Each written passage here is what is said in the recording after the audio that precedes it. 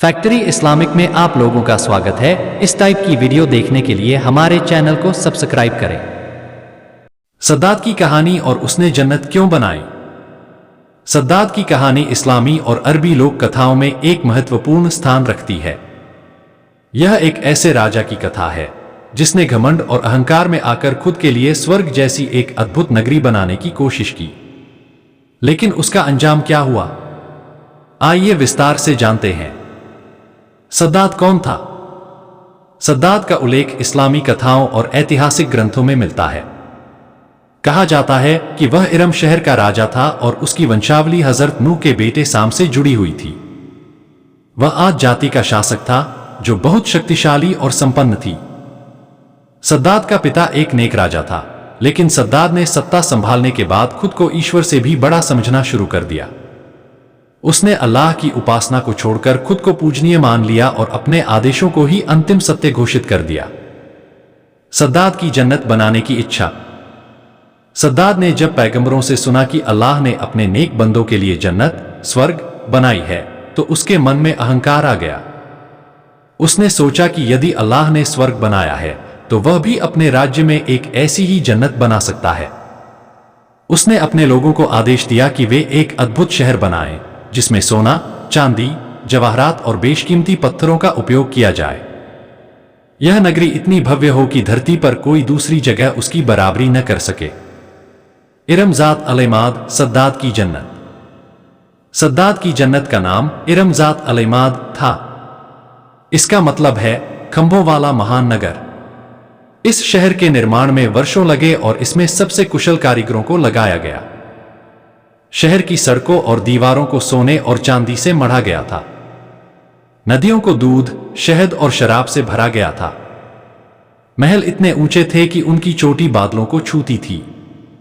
बाग बगीचों में हर तरह के दुर्लभ फूल और पेड़ लगाए गए थे। सद्दाद ने सोचा कि उसने एक ऐसी जन्नत बना ली है जो अल्लाह की बनाई हुई जन्नत से भी श्रेष्ठ है। सद्दाद का घमंड और उसका अंजाम। जब शहर का निर्माण पूरा हो गया तो सद्दाद ने अपनी सेना और दरबारियों के साथ वहां जाने का फैसला किया। उसने ऐलान किया कि अब धरती पर वही राजा और ईश्वर है और उसे किसी की उपासना करने की आवश्यकता नहीं है।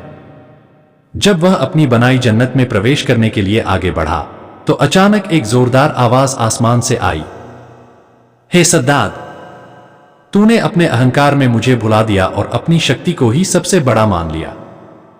अब देख तेरी सजा क्या होती है। अल्लाह के आदेश से आसमान से एक भयंकर आंधी आई जिसने सद्दाद और उसकी पूरी सेना को उड़ा दिया। कुछ ही समय में उसकी बनाई हुई इरम ज़ात अलैमाद नगरी धरती में समा गई। कहा जाता है कि यह शहर आज भी कहीं रेगिस्तान के नीचे दफन है, लेकिन कोई इसे ढूंढ नहीं सका। सद्दाद की कहानी से सीख। सद्दाद की कहानी हमें कई महत्वपूर्ण सीख देती है। एक, अहंकार का अंत निश्चित है। सद्दाद ने खुद को ईश्वर के समान मान लिया और उसका घमंड ही उसकी बर्बादी का कारण बना। 2, संपत्ति और शक्ति स्थायी नहीं होती। चाहे कोई कितना भी बड़ा शासक या अमीर क्यों न हो, अंततः उसे दुनिया छोड़नी ही पड़ती है। 3, ईश्वर के आदेशों का उल्लंघन नहीं करना चाहिए। सद्दाद ने अपने नबी के संदेश को ठुकरा दिया, जिसका नतीजा यह हुआ कि उसका नाम मिटा दिया गया। 4, सच्ची जन्नत अल्लाह के पास है। इंसान चाहे जितनी भी भौतिक सुख सुविधाएं इकट्ठी कर ले, असली शांति और सुकून केवल ईश्वर की बनाई जन्नत में ही मिलेगा। निष्कर्ष, सद्दाद की कथा सिर्फ एक कहानी नहीं बल्कि एक गहरी सीख है। इतिहास में कई ऐसे शासक हुए जिन्होंने खुद को सर्वशक्तिमान मान लिया, लेकिन उनका अंत भी सद्दाद की तरह ही हुआ। इसीलिए हमें हमेशा विनम्र रहना चाहिए और अपने अहंकार पर नियंत्रण रखना चाहिए। सच्ची जन्नत केवल अल्लाह की रहमत से ही मिल सकती है, न कि इंसान के धन दौलत से।